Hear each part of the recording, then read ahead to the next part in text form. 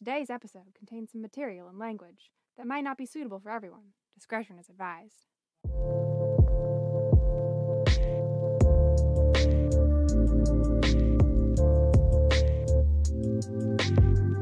Welcome to the Plum Forest Podcast, where we give you modernized versions of classical Chinese fables and short stories. Before we get started, please make sure to hit that like and subscribe button, or even leave a comment, because it lets me know that you're listening. Hey everyone. I know everyone is going through a rough couple of weeks, if not months for some people, but I got a great story for you today. It's about a dude who ventures into a mysterious island and the problems, or pleasures, he finds himself in. So without further ado, let's get to today's story, The Lake Prince. And don't forget that although some of the names and places are real, it's a completely fictional story. Minnesota is known for being the land of 1,000 lakes, and one of these lakes just happened to have a little island in the middle. Now this particular island was very special because it had so many flowers, and it smelled like the greatest floral shop you've ever stepped into. And everybody knows that those smell really good. Nobody ever lived on this island, so there were no hotels or anything within at least 50 miles. So it was way out there.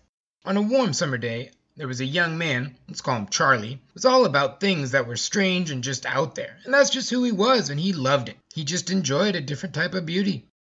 After hearing about this mysterious island and this amazing array of flowers and smells, he grabbed his backpack, packed up a day picnic with a couple of beers, and hopped into his 04 Camry to set out to find this island.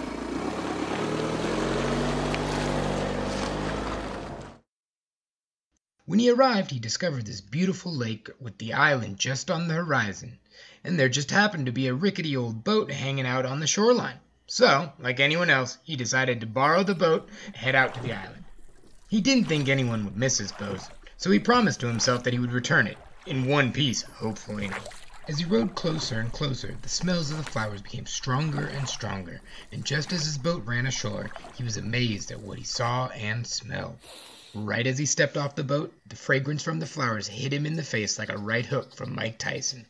As he wandered around this beautiful island, he noticed the amazing scenery and humongous trees. So, he decided to see how big they really were by wrapping his arms around the base. Just as he expected, his arms couldn't even get close to wrapping around this humongous tree. He continued to stroll around until he found a nice little clearing in the woods where he could relax and maybe crack a beer in this newfound fantasyland. Charlie really wished that he could share this scenery and the smells and even his beer with someone, but unfortunately he was all alone.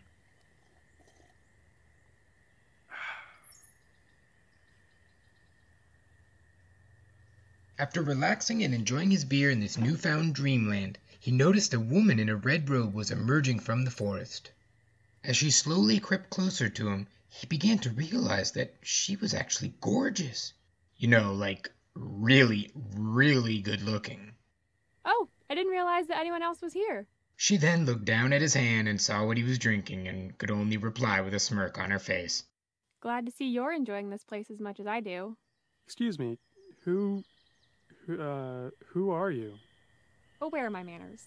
I am the infamous vocalist from Lake Minnetonka. I came here with my husband on his fishing boat, but he's off looking for a good fishing hole. I usually stay back because my leg has a limp. Charlie's eyes got super wide because now he had someone to talk to, and she was also very easy on the eyes, so that didn't hurt at all. He then reached in his bag and grabbed her a beer and offered it to her. She gladly accepted, and the couple began to sit down and chat. They enjoyed their drinks and continued to chat as if they had known each other for ages, and Charlie started to grow fond of this charming young woman. But as the conversation went on, Charlie always had the thought in the back of his mind that her husband would show up and not be too fond of what was going on. The conversation continued and was filled with laughs and wisecracks. All of a sudden, a strong wind gust blew through the meadow and the woman shrieked, The Lake Prince! Charlie noticed to his left that a 15-foot green snake emerged from the forest. He quickly grabbed his belongings and hid behind a nearby tree.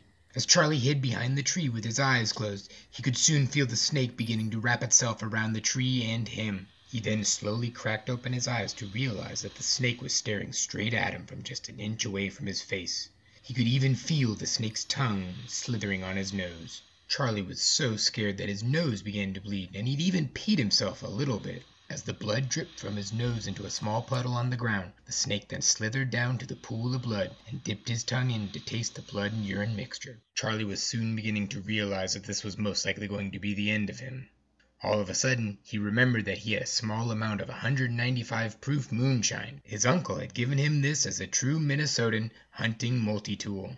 You know, like in case you need to clean a wound or get really drunk really fast on a hunting trip.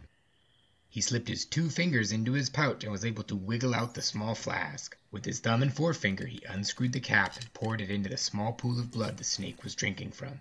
The snake took 1 sip of this blood and Uncle's moonshine mix and immediately started convulsing. The snake's grip released Charlie in the tree immediately, and the snake dropped dead right on the spot. Charlie quickly gathered his things and returned to his rickety boat that he had arrived on. He rowed faster than he ever had before, and all that could go through his mind was that wonderful woman and how strong Uncle's Minnesotan hunting multi-tool really was. And for the first time, Uncle's moonshine had saved Charlie.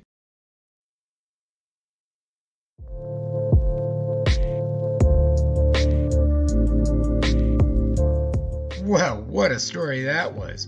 The whole snake and the woman on the island, what was going on with that? And of course, moonshine is going to be the savior in this story. Thanks for that one, Uncle. I bet everyone has some sort of questions about this ridiculous story, so feel free to discuss them on the subreddit or the comments. A huge and special thanks goes out to Jake M and Camille M for helping me out with the voices today. Thanks, guys. Please remember to like and subscribe this podcast on whatever app you're listening to this with. Don't forget to subscribe to Plum Forest Pod on both Twitter and Instagram to get updates on new episodes. And please be sure to check out our beautiful website at plumforestpodcast.com. Thanks one more time for listening, and be sure to stay safe and wash your hands. You just listened to a Where's Kellen production. Wow!